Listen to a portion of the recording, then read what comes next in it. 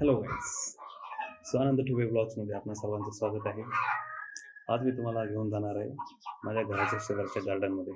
तर चला पाहूयात. किती छान अशी सकाळ आहे.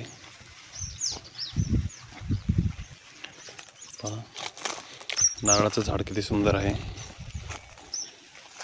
आणि ह्या वर्षी आंब्यांना कैऱ्या फारच लवकर आलेल्या आहेत. मला एक कळत नाही किती मोठी साईज आहे एवढ्या कमी याच्यामध्ये. खूपच लवकर आंब्यांना कैऱ्या आलेल्या आहेत. बापरे, नारळाचं झाड पहा, जास्त नाही,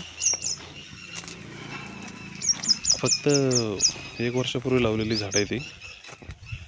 3 झाड आहेत, एक पुढे इकडे. हे हादग्याचं झाड आहे माझ्या घराशेजारचं. त्याला फुलं पण आलेली आहेत काही, पहा. हा, इकडे पण एक हादग्याचं झाड दिसतंय बरं का. हे माझ्या घराच्या शेजारची आंब्याची झाड आहेत. हे पण आहे. याला आता बार राहिलेला आहे आणि छोटे छोटेच कैऱ्या आहेत त्याला. आता या मोठ्या होणार, कोणासारख्या, या अशा याच्यासारख्या. पहा, खूपच छान आहे. आणि इथे हे पपईचं झाड आहे. याला तर लवकरच मोठं करणार आहे मी.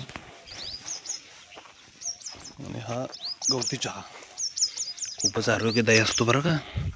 शहरामध्ये खूप लोक पैसे देऊन विकत घेतात त्याला. आमच्या इथे असंच उगलेलं आहे.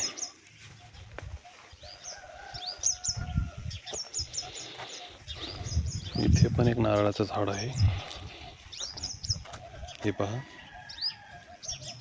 इथे छोटे छोटे टोमॅटो पण आलेले आहेत. पहा, ओ भाई साहब, मस्त मस्त टोमॅटो आहेत. हे पहा, पाहिले का तुम्ही? ते दिसत नाही आहेत, असे पाहू शकता. असं मस्त छान असं गार्डन आहे माझ्या ह्याच्या शेजारी. आणि हा छान असा काँग्रेस आहे. याला जिप्सीची फुलंही सेम अशी दिसतात. ती खूप महाग असतात, 180 रुपयाला 100 ग्रॅम.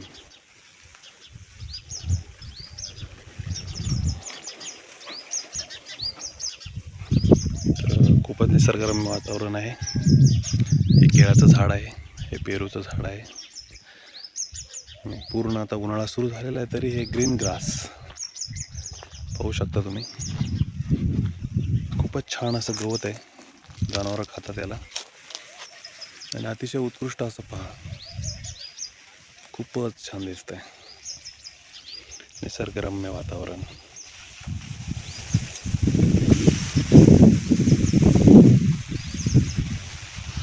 तर चला भेटूया पुढच्या ब्लॉगमध्ये. आजचा ब्लॉग कसा वाटला लाईक करा, शेअर करा, कमेंट करा आणि प्लीज माझ्या चॅनलला सबस्क्राईब करा. थँक्यू.